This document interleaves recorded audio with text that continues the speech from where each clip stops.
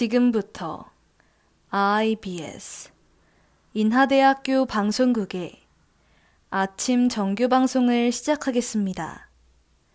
인하대학교 방송국은 본 대학의 이념과 전통을 수호하며 방송을 통해 인하인의 올바른 여론을 대변하고 대학 문화의 창달자로서의 임무를 다하고 있습니다. 아침 신문 브리핑입니다.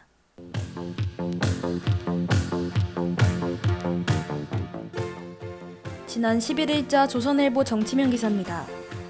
윤석열 전 검찰총장이 내달인 4월까진 특별한 외부 활동에 나서지 않겠다고 밝혔습니다. 지난 10일 윤 전 검찰총장은 3, 4월엔 특별한 활동 계획이 없다며 필요하다면 공보 업무와 관련된 적절한 시스템을 구축할 것이라고 공지했습니다. 이어 저술에 나설 것이라는 관측에 대해선 검찰개혁을 포함한 법치주의 질서에 대해 종합적인 입장을 정리할 계획이라 전했습니다. 윤 전 총장은 최근 법무부의 정직 2개월 징계 처분을 어떻게 마무리할지 변호인들과 상의 중인 것으로 알려져 있습니다. 이에 따라 본격적인 활동 재개 시점은 4월 7일 재보선 이후가 될 것으로 전해지며 정치권에서는 윤 전 총장 측의 움직임에 촉각을 곤두세우고 있는 상황입니다.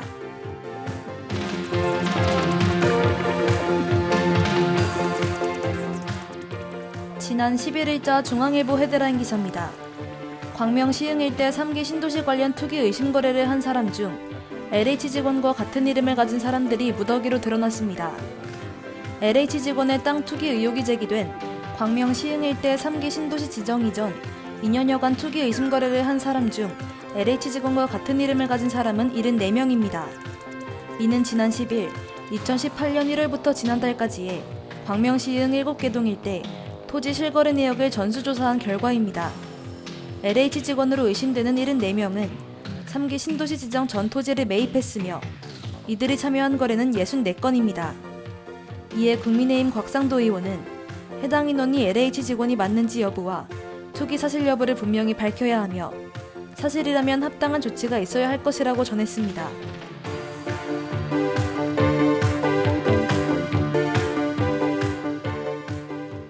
지난 11일자 경향신문 정치면 기사입니다. 올해 한국이 부담하는 주한미군 방위비 분담금이 전년보다 13.9% 인상된 1조 1,833억 원으로 결정됐습니다. 외교부는 지난 5일에서 7일 워싱턴에서 열린 9차 회의에서 한미 양국이 11차 방위비 분담금 특별협정 체결을 위한 협상을 최종 타결했다고 밝혔습니다. 올해 분담금은 1조 1,833억 원으로 지난해 분담금 총액이 1조 389억 원으로 동결된 것에 비하면 13.9%가 인상됐습니다. 따라서 올해 분담금 총액은 2002년 이후 처음으로 두 자릿수 인상률을 기록했습니다. 이에 대해 근래 최고 수준으로 방위비 분담금을 증액한 데다 물가 상승률이 아닌 국방비 증가율을 기준으로 액수를 늘리는 등 협상 내용을 두고 논란이 일 것으로 보입니다. 지금까지 아침신문 브리핑의 장효서였습니다.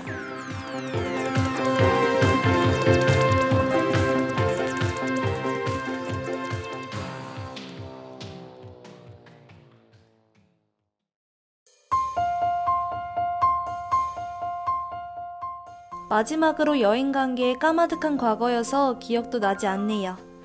최근에 이런 노래를 들었습니다. 답답한 우린 지금 지도 여행을 하지. 집안에서 하루를 보내며 스트리트뷰로 세계 여행을 한다는 가사가 돋보이는 유쾌한 곡이었어요. 요즘엔 기술이 하도 발전해서 지도 앱으로도 세계 여행이 가능하잖아요. 밖에 나가기도 무서운 요즘 우리가 꼭 들어야 하는 노래라고 생각했습니다. 특히 이 가사가 인상 깊더라고요. 오늘 하루 내 방이 퍼스트 클래스야. 누워서 세계 속으로 일주를 하면 비싼 돈 주지 않고도 내 방을 퍼스트 클래스로 바꿀 수 있죠. 걸어서 가는 건 냉장고까지라고 하는 재밌는 이 노래. 오늘 하루 5분만이라도 투자해 노래 들으며 누워서 세계 속으로 가는 건 어떨까요? 이 시국 안성맞춤 여행 서비스가 될 것 같습니다.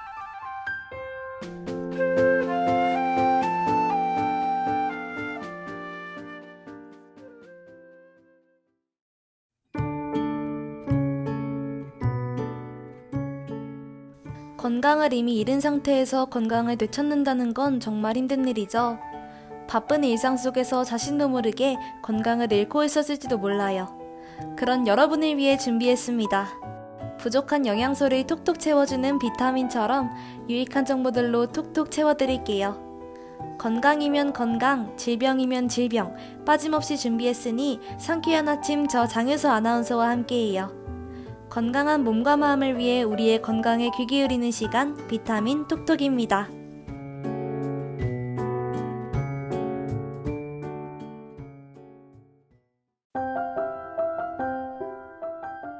똑똑똑, 여러분을 위한 건강 정보를 알려드리려 왔어요.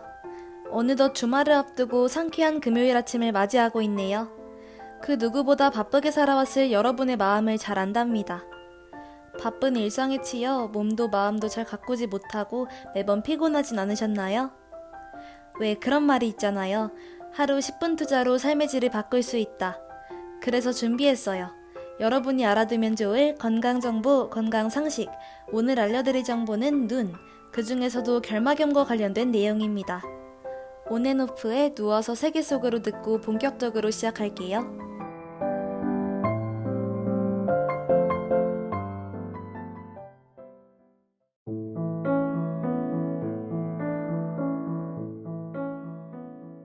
어느덧 3월이 시작된 지도 2주가 지났네요. 꽃의 계절 봄이 돌아왔다는 소리이기도 하죠. 봄에 꽃가루 때문에 눈이 간지러워서 고생 좀 해본 경험 한 번쯤은 있을 거라고 생각이 드는데요. 꽃가루는 결막염의 주 원인이 되므로 지금 같은 환절기에는 눈 관리를 철저히 해야 해요. 꽃가루 외에도 결막염의 원인으로는 크게 감염성, 알레르기, 독성 반응 이렇게 3가지로 나눌 수 있습니다. 감염성이란 안구 표면을 보호하기 위한 결막의 자연 방어 기전의 균형이 깨지거나 면역이 약화된 경우 나타나는 감염성 결막염의 원인이에요. 알레르기는 외부의 먼지, 꽃가루, 약품, 화장품 등 수많은 물질에 의해 우리 몸의 면역 체계가 과민 반응을 보여 발생하는 결막염의 원인입니다. 독성 반응은 말 그대로 화학물질이나 담배, 안약 등에 의해 나타나는 결막염의 원인이에요. 콘택트 렌즈나 건성환의 경우에도 결막염에 걸릴 수 있으니 우리는 생각보다 이런 안질환에 노출이 많이 되어 있다고 할 수 있죠. 결막염에 걸렸으면 우선 눈에 통증이 느껴지고 이물감과 함께 눈곱이 심하게 껴요. 간혹 눈을 뜨기 힘들 정도로 심하게 붓기도 하죠. 분비물이 나오는 증상도 결막염의 주 원인 중 하나입니다. 안구 분비물의 양상은 삼출성, 점액성, 화농성으로 나누어 볼 수 있는데요. 삼출성 분비물은 주로 바이러스 혹은 알레르기 결막염에 동반되며 실모양의 점액성 분비물은 건성환이나 알레르기 결막염이 있을 때 나타납니다. 화농성 분비물로 인해 아침에 딱지가 생겨 눈뜨기조차 불편한 경우는 세균성 감염을 의심해야 해요. 그리고 다른 증상에 비해 유독 가려움이 심한 경우는 알레르기성 결막염일 가능성이 크답니다. 이처럼 결막염이 의심되는 경우에는 반드시 병원에 가서 정확한 치료를 받아야 합니다. 혹시 지금 이 사실을 듣고 덜컥 겁이 나는 분이 계신다면 주저 말고 안과로 달려가시길 추천할게요.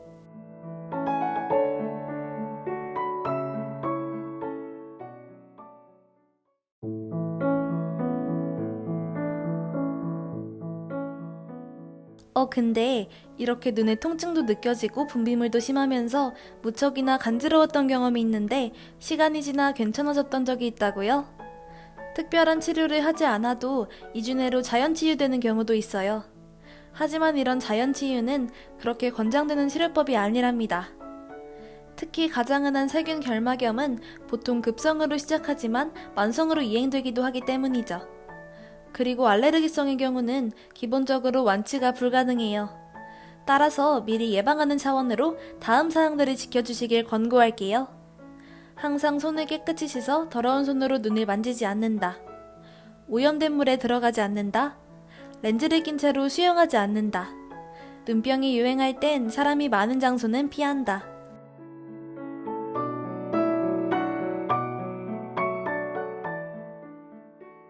간혹 눈이 충혈되고 눈곱이 끼어 눈이 외관상 보기 좋지 않아 안대를 끼는 경우도 있는데요. 이런 경우엔 통풍이 제대로 되지 않고 눈에서 나오는 분비물로 거즈가 오염되어 2차 세균 감염의 위험이 있답니다. 또 안구의 온도가 올라가면서 바이러스가 들끓고 오히려 증세가 악화되는 사태가 발생하기도 하므로 안대는 되도록 착용하지 않는 것이 좋아요. 특히 알레르기성 결막염은 통풍이 잘 돼야 회복이 빠르니 어떤 경우에서든 안대는 피하도록 해요. 대신 냉찜질을 추천해 드릴게요. 왜 만성염증엔 온찜질, 급성염증엔 냉찜질이라는 말이 있잖아요. 결막염은 급성염증이므로 냉찜질이 제격이랍니다. 결막염이 의심된다면 급성에서 빨리 끝낼 수 있게 신속한 냉찜질로 대처하세요.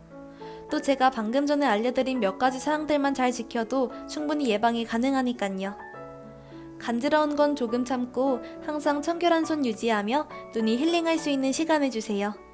그럼 K-윌의 러브블러썸 듣고 얘기 계속 이어나가겠습니다.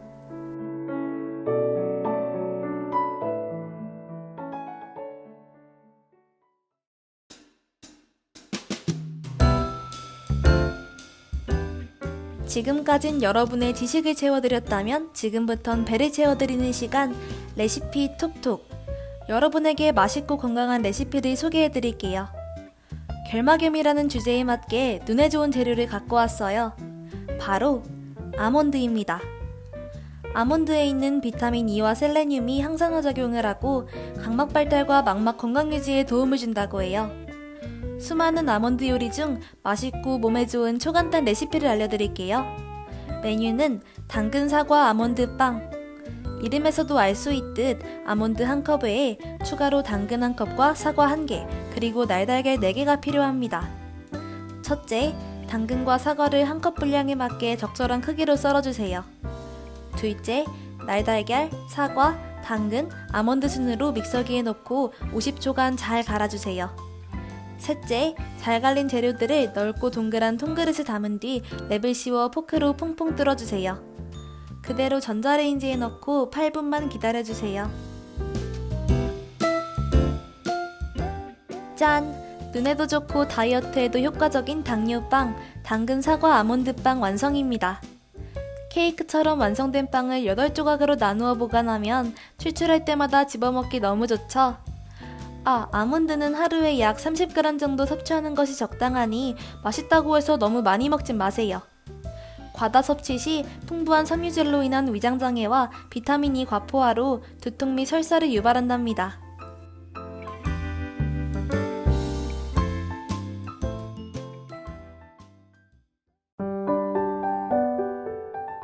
건강은 그 누구도 대신 챙겨주지 않아요. 내가 먼저 나를 사랑하고 가꾸어가고 아껴줘야 행복한 몸과 마음을 가질 수 있답니다. 다음 주도 여러분의 건강한 몸과 마음을 위한 유익한 정보 가지고 찾아뵐게요. 치즈의 Have a nice day 들으며 비타민 톡톡 여기서 마치겠습니다. 매주 금요일 아침 비타민 톡톡 기대해주세요.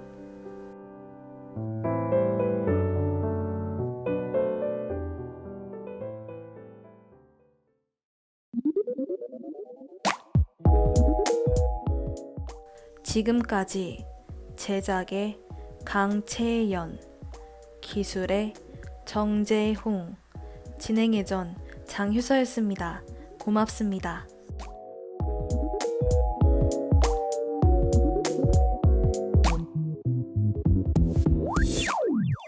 졸린 눈을 비비고 무겁게 일어나서 낮게 기지개 펴고 살짝 커튼을 걷고. 지금까지 여러분께서는 IBS 인하대학교 방송국의 아침 정규방송을 들으셨습니다. 다음 정규방송 시간까지 안녕히 계십시오. 여기는 참된 방송 인하대학교 방송국입니다. IBS